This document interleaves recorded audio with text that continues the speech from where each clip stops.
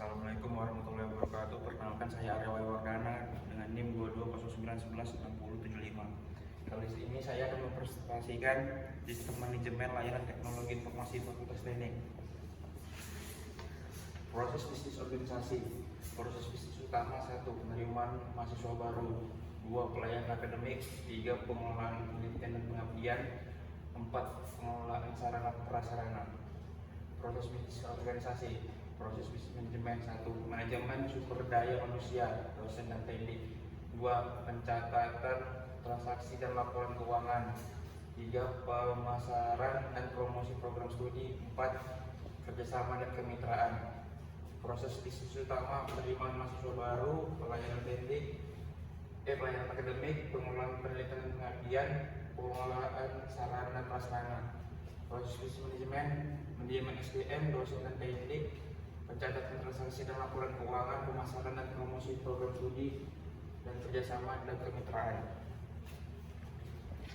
Isu internal dan eksternal. Internal: sistem informasi akademik, kualitas layanan akademik, manajemen SDM, manajemen sarana dan prasarana.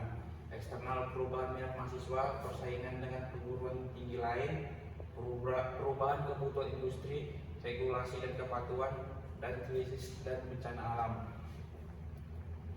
Pemetaan layanan: layanan akademik, layanan penelitian dan pengabdian, layanan kemahasiswaan, layanan sarana dan prasarana, layanan administrasi dan umum.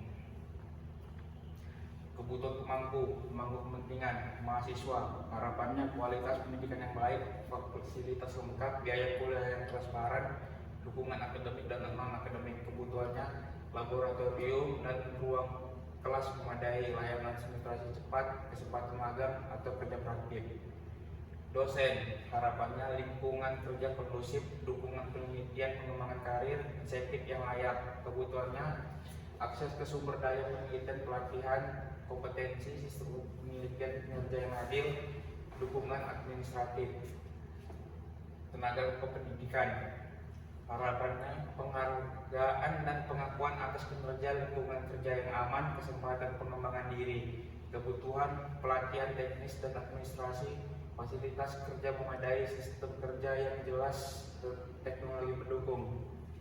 Pemimpin fakultas dan universitas, harapannya reputasi akademik tinggi, akreditasi unggul, peningkatan jumlah mahasiswa dan penelitian, kontribusi pada masyarakat. Kebutuhan sistem manajemen terintegrasi, tata kelola yang baik, laporan kinerja yang transparan, dukungan IT. Industri dan dunia kerja, harapannya lulusan yang kompeten, siap bekerja, inovatif, serta memiliki soft skill yang baik. Kebutuhan kurikulum yang sesuai kebutuhan industri, program kolaborasi riset, magang, dan kerjasama dalam rekrutmen. Pemerintah, harapan kepatuhan terhadap regulasi pendidikan, standar mutu, dan kontribusi pada pembangunan daerah atau nasional. Kebutuhan program akreditasi, kurikulum sesuai KKNI dan MBKM, pelaksanaan tridharma perguruan tinggi, masyarakat dan orang tua, lulusan berdaya saing tinggi, beretika dan berkontribusi pada pembangunan daerah, biaya pendidikan yang terjangkau, informasi transparan, fasilitas mendukung akademik dan non-akademik. Ruang lingkup penerapan SMLTI, peran dekan, pimpinan fakultas, pengelola sumber daya dan pengawas kinerja, Kaprodi, pengawas kinerja dosen, pengelola program studi, dan penghubung dengan pihak lain. 3. Dosen, pendidik, pembimbing, dan pengembang kurikulum. Mahasiswa, pencari ilmu, pengembang keterampilan, dan kontributor masyarakat. Kebutuhan pemangku kepentingan, dekan, membangun teamwork yang solid, mengembangkan fakultas dan kerjasama dengan stakeholder, menghasilkan lulusan berkualitas dan berdaya saing tinggi. Kaprodi, mengkoordinasikan seluruh kegiatan di program studi, merencanakan jadwal kuliah dan praktikum yang efektif, mengawasi pelaksanaan perkuliahan sesuai rencana. Dosen, mengembangkan kurikulum dan kualitas pendidikan, melaksanakan rapat tinjauan manajemen atau RTM untuk perbaikan layanan, menjalankan sistem penjamin mutu layanan pendidikan dan penelitian. Mahasiswa, terlibat dalam manajemen fakultas yang jelas dan transparan, menjadi responden survei, kepuasan untuk peningkatan layanan, mendapat dukungan fasilitas dan kerjasama dengan industri. organisasi manajemen layanan, dekan, lalu wakil dekan umum dan keuangan, wakil dekan akademik dan kemahasiswaan, baru kaprodi, dosen, mahasiswa, wakil dekan umum dan keuangan, unit teknologi informasi fakultas, tenaga pendidikan, staf administrasi, laboratorium, lalu mahasiswa. Peran tanggung jawab dalam otomatis keorganisasian. Peran dekan, tanggung jawabnya bertanggung jawab menetapkan kebijakan, mengarahkan visi layanan, menyetujui rencana dan anggaran. Wakil dekan bidang akademik dan kemahasiswaan bertanggung jawab menjamin sistem akademik berjalan naik, mengawasi mutu pembelajaran digital. Wakil dekan bidang umum dan keuangan bertanggung jawab atas mengatur alokasi dana, merawat infrastruktur dan TI.